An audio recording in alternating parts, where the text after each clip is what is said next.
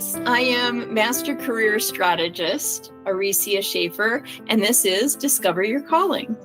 I work with career seekers as well as parents, and getting it together makes all of that run more smoothly. Today, I'm joined by Morgan Holliday, owner of Morganize It, which I love. I love that name. She provides professional organizing and decluttering services from attics to basements and everything in between. She can help. So welcome. Hi, thank you for having me. Absolutely. So Morgan and I connected because while I do a lot of work with people in terms of mindset around organizing, Morgan actually goes into the home and helps people with that. So she's a great colleague to have. She's super busy, which is just awesome. But she does such a great job. And one of the things that I especially appreciate about you is that you provide so much support for your clients. And I think that's so critical. Thank you. So the first question I have is, what does a professional organizer do? So for me, the biggest thing that I do, it's not just about the organizing, it's the decluttering. I go in and I'm not going to just move around your stuff in an organized manner because it may be stuff that you don't want, you don't need, it's broken. So the biggest part of my job is actually the decluttering part. So we go through room by room, whether it be a closet, your guest room, your garage, whatever that space is, and we go out and we clean it out. We go through and say, hey, do we need this? Do you use it? Is it broken? How long has it been since you've even seen this item? And I've had people that's like, oh, I haven't seen that for 15 years. So we declutter first. Then once all of that stuff is gone, then we start to organize.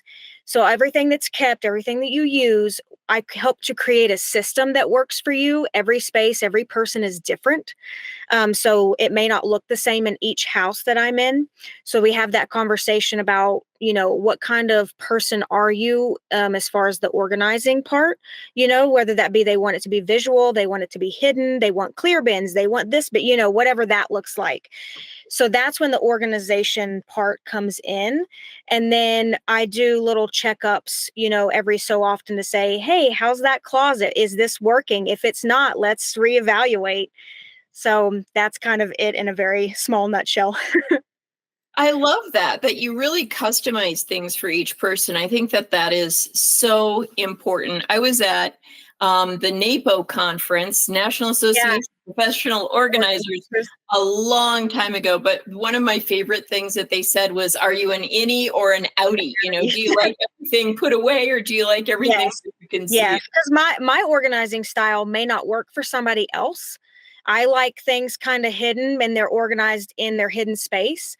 But I have clients that want clear bins and they're out and they know what it is. And so I like to have those conversations up front. And so then I can tailor that session, for them. I love that. I think that's fantastic. One of the things that I saw on your site that I wanted to ask about was death cleaning. Can you tell me a little bit more about that? It sounds Norwegian. It's Swedish. Yes. Swedish death cleaning. Yeah.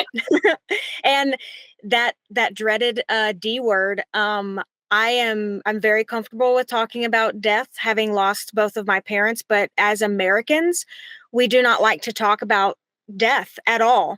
And so that term, I know it's Swedish. I can't change the name of that, but death cleaning is kind of a turnoff to people. It's really about kind of getting your space, your home ready in a sense, because death is inevitable. We are all going to pass at some point. So when you get that space ready, you get it cleaned out so that all that's left is what is valuable to you at that, for the remainder of your life. So that when you do pass, your loved ones aren't burdened with that responsibility of kind of cleaning out an entire house of stuff that you probably could have let go of sooner. Mm-hmm. But it's A lot of what I do is death cleaning. It's just my clients don't really think of it as that because of that dreaded D word. We are cleaning out your guest room and your garage and your closets, and all of my clients are older. I have a lot of clients that are over 60, but that's not really how we talk about what we're doing, because it's just that subject that doesn't really want to be talked about. But I love Swedish death cleaning because, um, like I said, having lost both of my parents and going through that, and they did not do that. I had to clean out the house with stuff that I know that my mom probably would have thrown out if she had done that. So it's a very large, daunting responsibility for people who are left behind.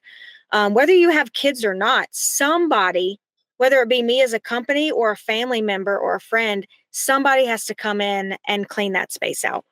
Yeah, Yeah. absolutely. And I mean, honestly, what a gift for the people that are left, whether that is a family member or friends or Mhm. whatever. I know I had a friend who needed to help somebody after the woman passed away. Yeah. My friend went to the house and she said it was almost a hoarding situation and it Yeah. took weeks and it was just dreadful to go Yeah. through. Yeah. So, and death cleaning doesn't have to be for somebody over the age of 50. It could be just maybe a mindset that you carry through.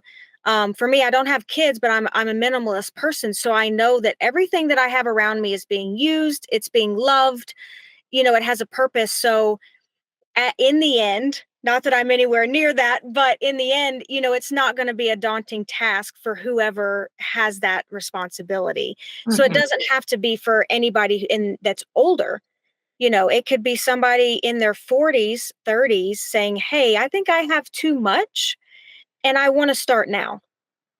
Right. Well, there's that trend that's going on. I just read an article about it under consumption. I mean, for me, it was called the minimalists, those two Yeah. guys that, they each have like under 100 things each, which I've said my dog has more than 100 items. Right. So, that's what that was called. But I feel like, and I've talked about this on my show, that generationally, every generation kind of has people like that, whether they're thrifty or frugal or good stewards, whatever they want to say. And I think it's such a great quality. Yeah. So I'm 35, I'm a millennial. The generations like the baby boomers and then even my grandparents who went through like the Great Depression, that mindset of you have to hold on to everything, they would reuse so much, which is not it's not necessarily a bad thing. But my generation growing up in households like that where everything was kept, you didn't throw anything away, there was more hoarding in that generation. So when you get down to people my age, we are kind of drawing the line and saying, no, I don't want to go to the thrift store. I don't want that much stuff. I grew up in that. So I want my space clean and not anything around me, and Mhm. that's kind of how I am. I, grew up with my grandparents having so much. And then my mom, not, she wasn't a hoarder, but still just a lot of stuff. And I'm like, nope, I don't want to be that way. So I see with different generations that I work with and their different mindset. Yeah, they really are. I have a son who is right about your age, and he is actually getting ready to go to move to Vietnam for a time. Oh, wow. And just taking a look at I mean, he does not have a lot of stuff. I'm going to be honest because Yeah. he's been really good about, living kind of minimalistically. But he's looking at it and he's like, I don't need that much. Like, Mm-mm. you just don't. And we don't think of that. It's like we have all of our stuff around and we Yeah. keep stuff what I talk about is keeping stuff from old seasons. It's just Yeah. I've already passed through that. I'm done. I am not going Right. to have any more babies. I don't Yes. need all of the baby stuff, right? Yeah. And it's funny that the word need comes up a lot. And not to get too much into like, we have such first world problems, but you got to think about what are the basic needs we really need. You need food, water, shelter. And so everything else is kind of the fluff. So when you think about it that way, you're like, do I need 60 pairs of shoes? And really, like, I'm in houses where it's like, do you really need like 15 sets of sheets? It's just kind of getting people to think. And then when I start asking them questions, they start answering their own, like, oh, okay, I really don't need, 3 sets of wine glasses. It's like just all of the when you start getting people to think about what do you need. Right. And curiosity right here. Do you start with like getting rid of, or do you start from more of a mindset of, like, sometimes when I'm talking with people about the mindset piece, I will say something like, if you were going to evacuate, what would you take? And Yeah. start with that list, or do you kind of go the other way, like peeling stuff off? Yeah, I love to start the conversation with somebody as, what is your goal? So if I go into a bedroom that's floor to ceiling, wall to wall, and it's stuffed, and Mhm. they say, okay, my goal is for this to be a usable space, to be a guest room, and to have a bed and whatever it is, then I kind of have the conversations that need to be had so we can go towards that goal. If your goal is to have this space usable guest room, you cannot keep, these 10 things in here, and so going based off somebody's goal and expectation of that space kind of tailors how I go through that session with them. You know, if their goal is, hey, I just need to be able to walk in this room a little bit better. Okay, well, that's a little bit different than having a just one bed and a dresser in there. Okay, so I really go, what's your expectation? What's our goal here? And then go from there. And that goal may change as we go through our session. I've had people where it's very hard at the beginning. The beginning is always the hardest part. Let's just get started. And about 4 hours in, they're like, you know what? Let's get rid of it. Get it out. I don't care anymore. And so that we get on a roll and it gets a lot easier. That's so great. Again, you're customizing everything, which I think is so critical, because if you put in the systems that work for you, it's going to be a mess again in 6 months. Yes, not yeah, and every space, every person is different. That's kind of my mantra, my whatever you want to call it. Everybody is different. I would never put something on somebody, even when they're struggling to let something go, and they ask me, "Are you going to make me get rid of it?" And I say, "It's not my stuff. I am here to support you. I am here to encourage you, and I'm here to make your space better for your life. So if you hang on to that candle, it's not going to bother me. So I don't ever force anybody to do anything. I'm there to hold their hand and maybe give a little push every now and then. But yeah, everything is it's their session. It's not mine. I like that, because I think that some people would be afraid of that, like Oh that you're going yes. to come in. I mean, particularly with some of the shows that are out there, like Hoarders, where the person comes in and goes, "You have to get rid of this," or, and Yeah. it's just terrible. It's Yeah. psychologically so awful. Yeah. And like I said, I start to ask people those tough questions, you know? And then I just kind of see their mind working. And then they always talk themselves out of it. I'm never forcing your hand. If you want me to put everything back in this room, that's fine. You know, and I have some clients where we only get rid of maybe half a garbage bag in 3 hours. That's fine. It's your session. I am literally there just to hold your hand, support, encourage, and every now and then I give you a little bit of a push. Tough That's love. great. And even if they're getting rid of just half of a garbage bag full, it kind of starts the process. So maybe they're going to Yes. be able to do more on their own later. Yes, everybody's journey is totally different. I have had sessions in 3 hours, I cleared out an entire room. And I've had a session, like I said, where in 3 hours, I got rid of half a garbage bag. And I am proud, no matter what, of that person. I am so proud. I give them a hug and I say, look at what you did. You got rid of half a garbage bag today.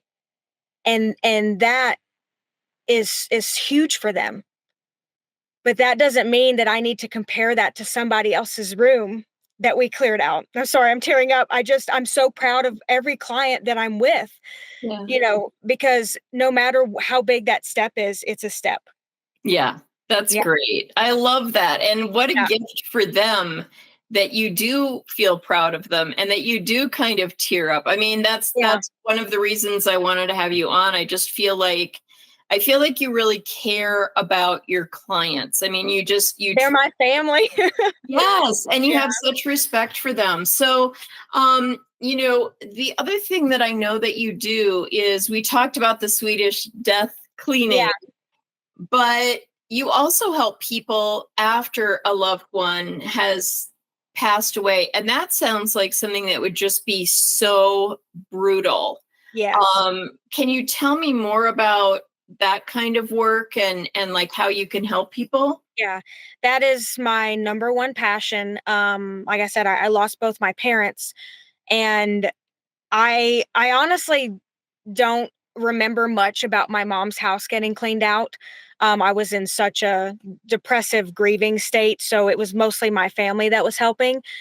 But I found that once I built and organized it, I wanted to help people going through that, because it is such a daunting task. You are left now without the person that you've lost, and now you have to go through their belongings. And for me, the hardest part was the guilt of letting that thing go.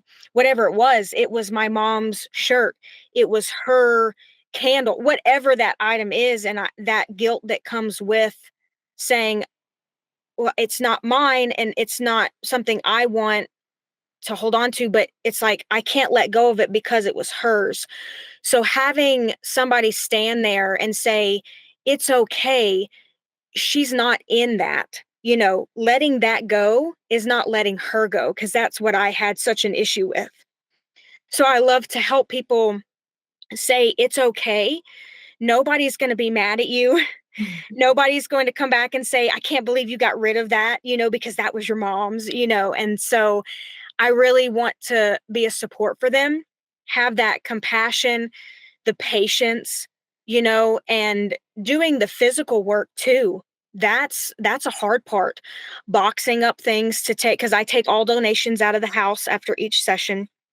So they don't have to add that to their plate of like, okay, let's haul this away. So I'll take all that, and, just being there to tell them, hey, it's okay, you know, and then hearing the stories.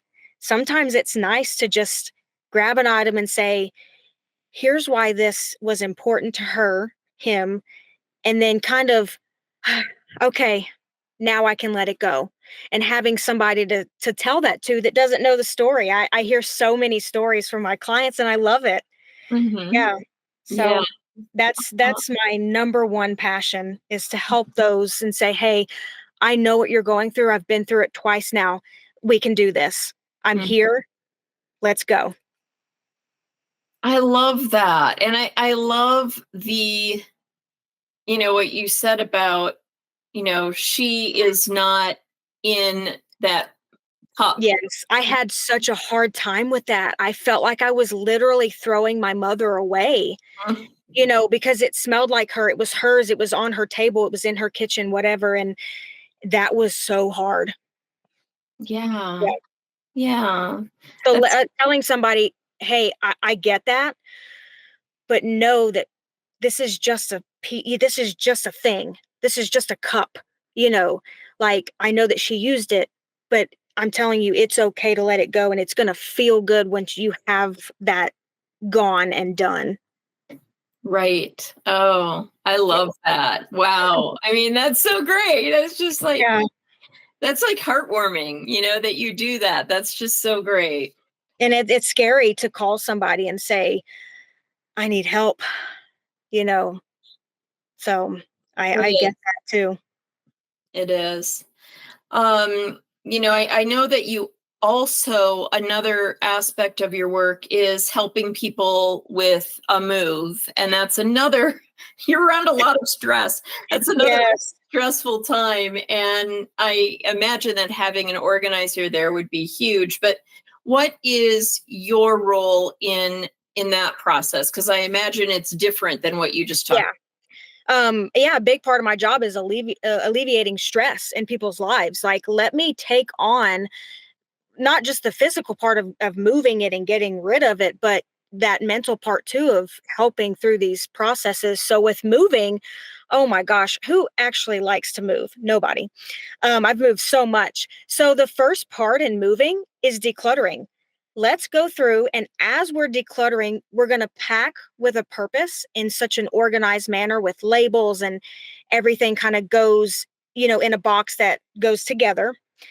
And then I'm also a real estate agent, a licensed real estate agent. So I can, once we've packed your house, we're going to put it on the market, sell yours, help you buy, your dream home. And then the biggest part, because it takes the average person 6 months to unpack. That's just the average. I've been in houses where they're like, oh, we moved 14 years ago and I haven't unpacked that box. I mean, I'm serious. So when we get you in your perfect home, let's unpack in just a few hours. I have unpacked somebody in their new apartment in 3 hours, no more boxes, no more clutter, got them unpacked and putting it away with a purpose and organizing it so you can actually live in your home and not live in boxes. So literally from start to finish, decluttering, packing, buying, selling, unpacking, and organizing. You have one person.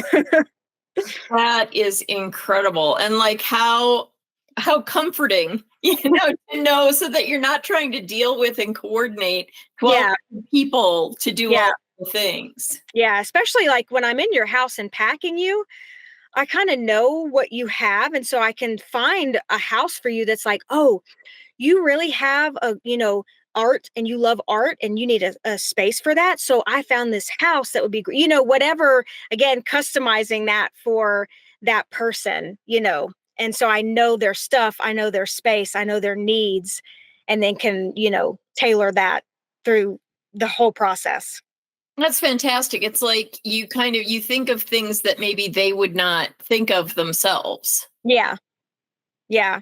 Not just little details like you're such a reader, you love reading. Look at this house I found for you that has an amazing library, with built-in shelves.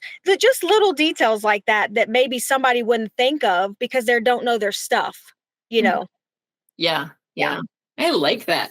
So I'm wondering, like, I mean, everybody probably now just wants to like fly you to their house, wherever that is, to work with them. But do you have any tips that people can just use like day-to-day stuff to keep their space organized? I have a few. Don't let me go off on a tangent for too long. Using vertical space. So unless you are, I'm very height restricted here. I'm very short, so I can't use vertical space very well. But go up, especially like in offices. People usually stop at maybe height or eye level. Go up a little bit. Put some shelving, up above your desk. That would be great. My philosophy is everything has a place. There's a place for everything. The junk drawer is one thing that I get a question about all the time. You don't need a junk drawer. Take all that stuff out, put some compartments in the drawers. I love drawer organizers. So you can put your batteries and your pens and your little random objects, but they all have an actual place. So when you open it, it doesn't just go poof and, fall out everywhere. I've seen that. Yeah, drawer organizers are a lifesaver. And then utilize bins. I love Target. I go there, they have clear bins, they have lazy Susans, they have baskets that are cute. So whatever style you like, use the bins and then label everything. You can label your clear bins. You can get little cute labels where you can clothespin them on the baskets if you can't put a sticker on it. There's so many options out there for bins and labels. If you start to categorize things, you'll find that you'll stay organized and then there's a place for it. So then everything can go in that place. I love it. I love it. Last week I was talking with my audience about this little sign that I have that says "mise en place." Everything in its place. And, Yes. I said, it's so cute, even if, I don't necessarily pay attention to it all of the Oh, time. yeah. Yeah. And then creating that habit too. Once you have a bin for something, make sure, you go put it in that bin. Right. Create that habit. Yeah. Yeah. And so what are some of the signs that somebody should call you or hire a professional organizer? Like, when is it time to do that? Yeah. I would say that it's call before you get to that place where you're just like, because people call me and they're like, I've had it. I can't deal with it anymore. They're ready to just throw it all out because they cannot do it themselves. So call before you get to that place where you are just done. Not saying that I don't like working with my clients that are just done, but when you feel that stress and you have that room that you just shut the door and you avoid it, it's time. I have a lot of people that say, you know what? I just take that item, toss it in that room and shut the door. And I'm like, okay, you should have called a little bit beforehand. Don't let it get to that room where it's like that dreaded, avoidable space. Mm-hmm. Yeah. Yeah. Yeah. Yeah. I talked with, this was years ago. I had a handyman that came to the house and was working on stuff. And I was getting a shed built in my backyard for my mower and my Yeah. lawn stuff. And I said, now, do you have a shed at your house? And he said, I have 7 of them. And I'm like, 7? Oh And my. he said, yeah, my wife keeps just buying stuff and filling them up. And I thought, it's one of the things I don't think that people know is that if you do not use stuff and you just stick it in a bin someplace and you never look at it for 20 Mhm. years, it disintegrates. Yes. And when you have so much stuff that it outgrows the space that you're in, and you now need a shed or 7, and you now need a storage unit or 2 or 3, and you are busting at the seams of your livable space, that's when it's time. When, we need to evaluate the situation. Right. I mean, that sounds like an emergency at that Yes. point. All right. Is there anything else that I didn't cover that you would like to share with people? Um, the one question I get a lot is there an area that you don't do? And the answer is pretty much, nope, I do it all. My little saying is attics to basements and everything in between. I have been in a number of crawl spaces. I have been in garages. I have walked through spider webs. So there's not really a space that I won't declutter and organize for you. All right. You are a brave soul. Yes. Well, thank you so much Yes. for Thank coming you.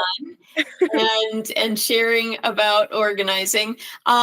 Morgan is offering my audience a free consultation to provide you with an estimate on your organizing, decluttering, real estate situation. So you can reach out to her by phone or by email. I'll put that information in the show notes. And also, don't forget that I am offering a free report on creating an intentional home. And you can get that by requesting it from my website at ariciaschaefer.com. I know it's a hard name to spell, so I'm going to put that in the show notes too. But until next time, take good care and reach out for help and support whenever you need it. We are all in this together. Bye-bye.